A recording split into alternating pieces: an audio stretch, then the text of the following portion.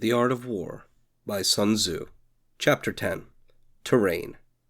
Sun Tzu said, "We may distinguish 6 kinds of terrain, to wit, accessible ground, entangling ground, temporizing ground, narrow passes, precipitous heights, positions at a great distance from the enemy. Ground which can be freely traversed by both sides is called accessible. With regard to ground of this nature, be before the enemy in occupying the raised and sunny spots, and carefully guard your line of supplies. Then you will be able to fight with advantage. Ground which can be abandoned but is hard to reoccupy is called entangling. From a position of this sort, if the enemy is unprepared, you may sally forth and defeat him, but if the enemy is prepared for your coming, and you fail to defeat him, then return being impossible, disaster will ensue.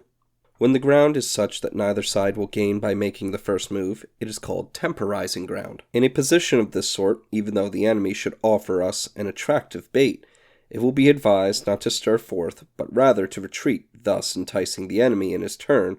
Then, when part of his army has come out, we may deliver our attack with advantage. With regard to narrow passes, if you can occupy them first, let them be strongly garrisoned and await the advent of the enemy. Should the army forestall you in occupying a pass, do not go after him if the pass is fully garrisoned, but only if it is weakly garrisoned.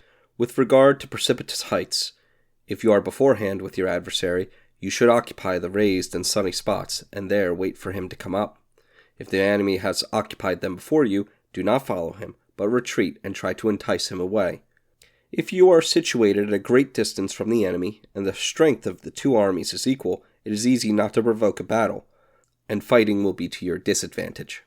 These 6 are the principles connected with earth. The general who has attained a responsible post must be careful to study them. Now an army is exposed to 6 several calamities, not arising from natural causes, but from faults for which the general is responsible. These are flight, insubordination, collapse, ruin, disorganization, rout. Other conditions being equal, if one force is hurled against another 10 times its size, the result will be the flight of the former. When the common soldiers are too strong and their officers are too weak, the result is insubordination. When the officers are too strong and the common soldiers is too weak, the result is collapse. When the higher officers are angry and insubordinate, and on meeting the enemy give battle on their own account from a feeling of resentment, before the commander-in-chief can tell whether or not he is in position to fight, the result is ruin.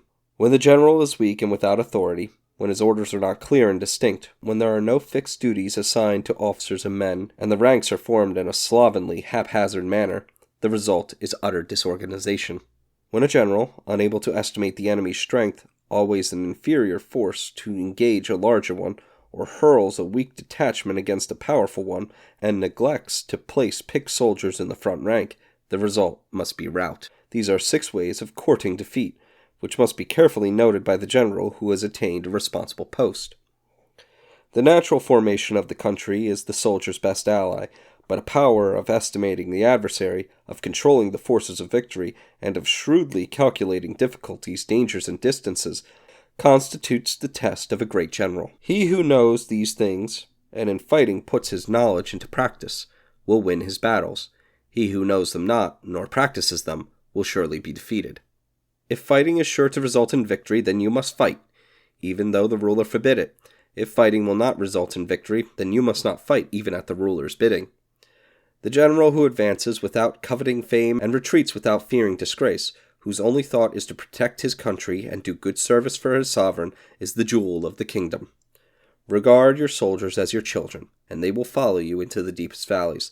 Look upon them as your own beloved sons, and they will stand by you even unto death.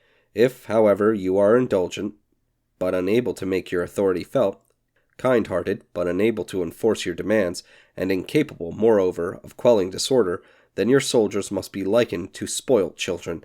They are useless for any practical purpose. If we know that our own men are in a condition to attack, but are unaware that the enemy is not open to attack, we have gone only halfway towards victory. If we know that the enemy is open to attack, but are unaware that our own men are not in a condition to attack, we have gone only halfway towards victory. If we know that the enemy is open to attack, and also know that our men are in a condition to attack, but are unaware that the nature of the ground makes fighting impracticable, we have still gone only halfway towards victory. Hence, the experienced soldier, once in motion, is never bewildered. Once he has broken camp, he is never at a loss. Hence the saying, if you know the enemy and know yourself, your victory will not stand in doubt. If you know heaven and know earth, you may make your victory complete.